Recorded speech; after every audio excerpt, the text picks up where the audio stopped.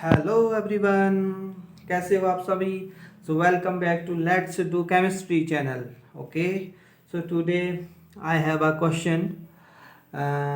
Discuss the molecular shape of the BRF3 on the basis of the VSEPR theory. Okay, so class 12th के लिए बहुत important है, class 11th के लिए भी बहुत इंपॉर्टेंट है एंड अदर कॉम्पिटेटिव एग्जाम के लिए भी इंपॉर्टेंट है। तो आज हम डिस्कस करेंगे BRF3 की ज्योमेट्री। ओके, विस्पर थ्योरी के अकॉर्डिंग। तो सबसे पहले हम क्या करते हैं, सबसे पहले हम जानते हैं कि इसका हाइब्रिडाइजेशन क्या है, इसका संकरण क्या है। तो संकरण देखते हैं क्या होता है। ठीक है, तो BRF3 में ब्रोमीन है हमारे पास। Okay, bromine atomic number as you know that 35। Okay, तो 35 के बेस पे मैंने इलेक्ट्रॉनिक कॉन्फ़िगरेशन ले लिया है। ठीक है, और हमारी ये वैलेंस सेल है, दिख रही है जैसे 4s2 4p5 4d0 and 4f0। Okay, this is a valence shell. Ground state, okay, then excited state, only first excited state, यानी एक इलेक्ट्रॉन को हम एक्साइट करेंगे। ठीक है, हमने एक इलेक्ट्रॉन एक्साइट किया क्योंकि हमें केवल कितने अनपेयर्ड इलेक्ट्रॉन चाहिए, 1 2 3 अनपेयर्ड इलेक्ट्रॉन चाहिए, क्योंकि हमें कितने बॉन्ड बनाने हैं पीआर के साथ, 3 बॉन्ड बनाने हैं। ठीक है, अगर हमें 5 बनाने होते तो हम एक सेकेंड एक्साइटेड करते, 7 बनाने होते तो फिर थर्ड एक्साइट करना पड़ता। ठीक है, लेकिन अभी हम फर्स्ट एक्साइट में काम कर रहे हैं। ठीक है, तो हाइब्रिड स्टेट उसके बाद क्या है, देखो दिख रहा है। ठीक है, हाइब्रिडेशन कितना हो गया, sp3d sp1p pp and d1। ठीक है, और देखो कितने अनपेयर्ड इलेक्ट्रॉन है इसमें, 1 2 3 अनपेयर्ड, और 3 अनपेयर्ड फ्लोरीन के साथ इसने बॉन्ड कर दिया है। और कितने लॉन पेयर ओवरऑल, यहाँ पर देखो बॉन्ड पेयर कितने हैं, टोटल बॉन्ड पेयर 1 2 3।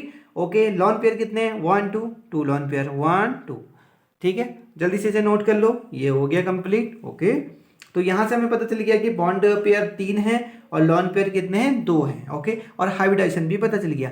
अब मुझे बताओ sp3d हाइब्रिडाइजेशन होता है तो उसका ज्योमेट्री क्या होता है, उसका ज्योमेट्री क्या होता है। तो ज्योमेट्री देखो अभी हमने पढ़ा भी है। ठीक है, देखो यहाँ पर ये दिख रहा है, सबको दिख रहा है, देखो क्या लिखा है, हाइब्रिडाइजेशन एंड ज्योमेट्री।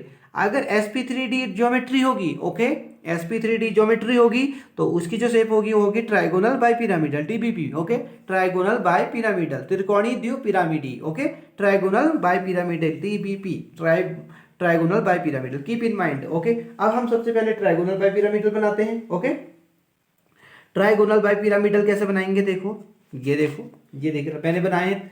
अब देखो हमारे पास यहाँ पर तीन तीन पॉसिबिलिटी हो सकती है कि इसका स्ट्रक्चर BRF3 का ये हो सकता है। पहला स्ट्रक्चर हो सकता है, देखो 2 लॉन पेयर लगाए और 3 बॉन्ड पेयर लगा दिए। यहाँ भी 2 लॉन पेयर है, 3 बॉन्ड पेयर है, 2 लॉन पेयर है। अभी हमने देखो जैसे कि हमें पता भी है कि ट्राइगोनल बाइपिरामिडल ये बॉन्ड क्या कहलाते हैं, एक्सियल बॉन्ड, और ये 3 बॉन्ड क्या कहलाते हैं, equatorial bond. Okay, axial bond, okay, यानी अक्षीय बंध, और ये क्या कहलाते हैं, विषुवतीय बंध। ओके, यानी इक्वेटोरियल बंध। यहाँ भी सेम है। ओके, 2 क्या है, एक्सियल बॉन्ड है, और 3 क्या है, इक्वेटोरियल बॉन्ड है। यहाँ तक सबको समझ में आया, वेरी गुड। अब देखो हमारे पास 3 पॉसिबिलिटी है, लेकिन ये तीनों में से कोई भी एक आंसर होगा क्योंकि हमें ज्योमेट्री एक ही मिलनी है। ठीक है, लेकिन पॉसिबिलिटी 3 है। अब देखो हम बड़े कंफ्यूजन में नहीं हो गए कंफ्यूजन में कि इन तीनों में से कौन सही होगा।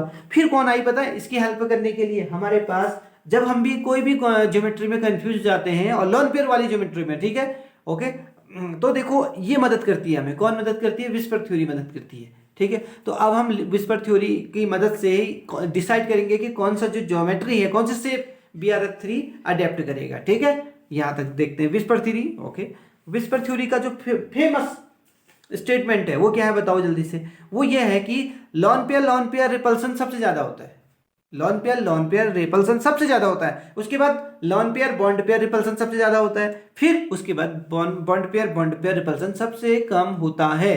ये विस्पर थ्योरी का फेवरेट स्टेटमेंट है, सबसे बड़ा स्टेटमेंट।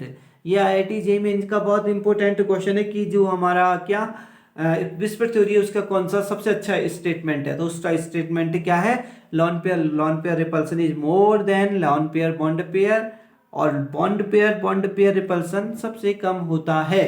ठीक है, ये डिक्रीजिंग ऑर्डर में हमने लगाया था, इसे भी हटा देते हैं। इस बेस पे हम डिसाइड करेंगे कि इन 3 ज्योमेट्री में से कौन सी ज्योमेट्री परफेक्ट होगी, किसके लिए, BRF3 की कौन सी अडॉप्ट करेगा इन तीनों में से। ये 3 पॉसिबिलिटी है, इसे हटा देते हैं। ठीक है, अब आगे चलते हैं। देखो 3 ज्योमेट्री मैंने बना दी है। एक बार मैंने क्या किया, दोनों लॉन पेयर को इक्वेटोरियल पोजीशन पे लगाया। यहाँ एक लॉन पेयर को इक्वेटोरियल पोजीशन पे, दूसरे लॉन पेयर को एक्सियल पोजीशन पे लगा दिया। ठीक है, समझ आ गया, वेरी गुड। यहाँ दोनों लॉन पेयर को मैंने कौन सी पोजीशन पे लगा दिया, एक्सेल पोजीशन पे, क्योंकि यहाँ मैंने क्या लगाया था, दोनों लॉन पेयर को इक्वेटोरियल पोजीशन पे लगाया था। ये भी समझ में आ गया। तो हमारे पास 3 पॉसिबिलिटी है। अगर तुम्हारे पास दूसरी और भी कोई पॉसिबिलिटी है तो उसे जल्दी से लिख देना, ठीक है। वैसे मुझे यहाँ पर 3 ही दिख रही है तो मैंने 3 लिखी है, ठीक है। बट अगर तुम बना सकते हो, वैसे होती नहीं है, पॉसिबल नहीं हो पाती, बट अगर बन जाती है तो वेरी गुड, और आप बनाना। फिर मैंने क्या किया, उसके बाद मैंने क्या निकाला, लॉन पेयर रिपल्सन निकाला, क्योंकि विस्पर थ्योरी का स्टेटमेंट क्या है कि आप लॉन पेयर निकालो, फिर क्या निकालो, फिर लॉन पेयर बॉन्ड पेयर निकालो, फिर बॉन्ड पेयर 3 के 3 रिपल्सन पहले निकालो, ठीक है। तो लॉन पेयर रिपल्सन यहां नहीं है, क्योंकि अब तुम सोचोगे कि ये लॉन पेयर रिपल्सन क्यों नहीं है, बिकॉज यहां पर का जो बॉन्ड एंगल है वो कितना है, 120, और विस्पर थ्योरी के अकॉर्डिंग जो रिपल्सन है वो 90 से कम, 90 एंगल यानी 90 एंगल से कम पे ही डिसाइड किया जाता है। 90 से ऊपर जो रिपल्सन होता है उसे नेग्लिजिबल या इग्नोर किया जाता है, ठीक है। तो यहाँ पर का बॉन्ड एंगल कितना है, 120, तो यहाँ पर लॉन पेयर रिपल्सन में कैलकुलेट नहीं करूंगा, ओके, यहाँ तक समझ में आ गया। बट इन दोनों का रिपल्सन में कैलकुलेट करूंगा, बिकॉज यहाँ पर का जो बॉन्ड एंगल है बताओ कितना है, वो है 90 डिग्री, ओके। सो 90 डिग्री और लेस देन 90 डिग्री पे ही तुम रिपल्सन कैलकुलेट करोगे, 90 से ऊपर कैलकुलेट नहीं करोगे, उसे इग्नोर किया जाता है, ठीक है। Very good. अब देखो इस वाले स्ट्रक्चर में मैंने लॉन पेयर रिपल्सन कितना आया, 0 आया। फिर lone pair bond pair, lone pair और bond pair, lone pair bond pair, okay, lone pair bond pair, lone pair bond pair, कितने आए, 4 रिपल्सन आए। अब यहाँ देखो bond pair bond pair bond pair bond pair, कितने रिपल्सन आए, 2 repulsion आए। ये यहाँ पर क्या हो गया, ठीक है। अब इस वाले में चले जाओ, ठीक है। लॉन पेयर देखो यहाँ इन दोनों के बीच का एंगल कितना है, 90 का है, as you know that, okay. तो 90 का रिपल्सन है, तो लॉन पेयर कितना होगा, कैलकुलेट होगा, उसे इग्नोर नहीं किया जा सकता, क्योंकि 90 से लेस देन उसे इग्नोर नहीं करते हैं, 90 से ऊपर इग्नोर किया जाएगा, ठीक है। तो ये लॉन पेयर 1 हो गया, clear, very good. Lawn pair bond pair कितने हो गए टोटल, 3 हो गए, ठीक है, 2 और 1 3, कितने मैं दिखा देता हूँ तुम्हें। ये lawn pair bond pair, lone pair bond pair, lone pair bond pair, lone pair bond pair, कितने हो गए, 3 हो गए, ठीक है। बॉन्ड पेयर कितने होते हैं यहाँ, बॉन्ड पेयर केवल 2 हैं, ठीक है, ये भी समझ में आ गया। यहाँ देख लेते हैं lawn pair bond pair, lone pair bond pair, lone pair bond pair, 3 ऊपर 3 नीचे, कितने हो गए, 6। बट इसमें लॉन पेयर कोई रिपल्सन नहीं है। लॉन पेयर कितने एंगल पे है, देखो लॉन पेयर अगर देखेंगे तो 180 पे है, 180 पे इग्नोर किया जाएगा रिपल्सन, ठीक है। मैंने कहा 90 से ऊपर रिपल्सन इग्नोर करते हैं, उसे कैलकुलेट ही नहीं करते, विस्पर थ्योरी मना करती है, ठीक है। Keep in mind, whisper theory 90 से ऊपर रिपल्सन मना करती है कि इसे नहीं लेने का, ठीक है, नेग्लिजिबल मानने का।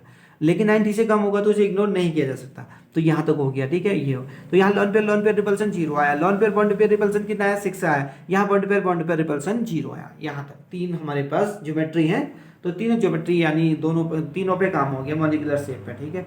अब हम देखना है सबसे पहले सबसे बड़ा रिपल्सन कौन होता है, सबसे ज्यादा रिपल्सन क्रिएट करता है। देखो रिपल्सन क्या क्रिएट करता है, अगर किसी में रिपल्सन होगा तो रिपल्सन क्या क्रिएट करेगा, इनस्टेबिलिटी क्रिएट करेगा, क्योंकि repulsion inversely proportional to stability. क्योंकि रिपल्सन जब भी होता है ना, एनर्जी क्रिएट करता है, और जब एनर्जी ज्यादा हो जाती है तो उसकी स्टेबिलिटी डिक्रीज करती है, ठीक है, क्योंकि energy inversely proportional to stability. So that's why अगर यहाँ रिपल्सन जिसका ज्यादा होगा उसकी स्टेबिलिटी डिक्रीज करेगी। तो हम सबसे पहले क्या करते हैं, रिपल्सन कैलकुलेट करते हैं। तो सबसे ज्यादा रिपल्सन किसका होता है, लॉन पेयर का। तो इसमें से देखते हैं लॉन पेयर रिपल्सन किसका है। देखो यहाँ तो 0 है ना, यहाँ भी 0 है, यहाँ 1 है, तो इसका मतलब ये ज्योमेट्री तो कभी अडॉप्ट नहीं करेगा BRF3, ओके, ये हो गया। अब इन दोनों में कंफ्यूज, दूसरे वाले में चलते हैं। देखो यहाँ लॉन पेयर बॉन्ड पेयर कितने हैं, 4 हैं। यहाँ लॉन पेयर बॉन्ड पेयर कितने हैं बताओ जल्दी से, 6 हैं सर। बताओ कौन ज्यादा है रिपल्सन क्रिएट करेगा, सर ये रिपल्सन ज्यादा करेगा। तो अभी मैंने बताया है कि रिपल्सन अगर रिपल्सन ज्यादा क्रिएट करते हैं तो उसकी स्टेबिलिटी क्या कर जाती है, डिक्रीज कर जाती है। देखो दिख रहा है ना, इसको जल्दी से लिख लो। तो ये फिर अडॉप्ट नहीं करेगा। तो हमारे पास कौन सी ज्योमेट्री बची, ये वाली सर, आया नहीं समझ में। और तो ये ज्योमेट्री का जो शेप है वो कैसा है बताओ, टी शेप्ड। देखो टी शेप्ड लग रही, बिकॉज हम इलेक्ट्रॉन को तो देख नहीं सकते ना, ओके, इलेक्ट्रॉन दिखते नहीं है, केवल एटम से दिखाई देते हैं। तो यहाँ पर देखो ये एटम दिखाई दे रहे हैं और ये किस शेप में दिखाई दे रहे हैं, टी शेप्ड। तो जो BRF3 की जो ज्योमेट्री होती है वो आई मीन शेप होता है, मॉलिक्यूलर शेप होता है, वो क्या होता है, टी शेप्ड होता है। कीप इन माइंड, ये 12th में आएगा। आपको इतना ज़्यादा एक्सप्लेन नहीं करना है 12th में, ठीक है, आपको सीधे ज्योमेट्री बनानी है और उसका नाम लिखना है। ये सारे एक्सप्लेनेशन मैंने आपको थोड़ी सी आपकी जीके आई मीन थोड़ा सा बेसिक तैयार करने के लिए किया है कि आपका बेसिक्स थोड़ा स्ट्रांग हो, ओके। लेकिन पेपर में बेसिक की ज़्यादा जरूरत नहीं होती है, बोर्ड एग्जाम में, ओके। तो वहाँ पर आप केवल इसको रट लेना कि BRF3 की ज्योमेट्री कैसी होती है, वो होती है टी शेप्ड। ओके, और आपको केवल हाइब्रिडाइजेशन ये सब करके दिखाना नहीं है बोर्ड में, सीधा आंसर लिखना है, क्योंकि 2 मार्क्स में इससे ज़्यादा लिखा नहीं जा सकता है। ठीक है, तो ये आज हमने विस्पर थ्योरी के अकॉर्डिंग BRF3 का शेप देखा। तो अगर आपको पसंद आया तो लाइक करना, कमेंट करना, शेयर भी करना। ओके, और हमारा टेलीग्राम चैनल है लेट्स डू केमिस्ट्री, वहाँ भी ज्वाइन हो जाना, क्योंकि नई नई वीडियो के जो इन्फॉर्मेशन होती है वो वहीं मिलती है। ठीक है, तो तब तक के लिए हैप्पी लर्निंग, पढ़ते रहिए और पढ़ाते रहिए।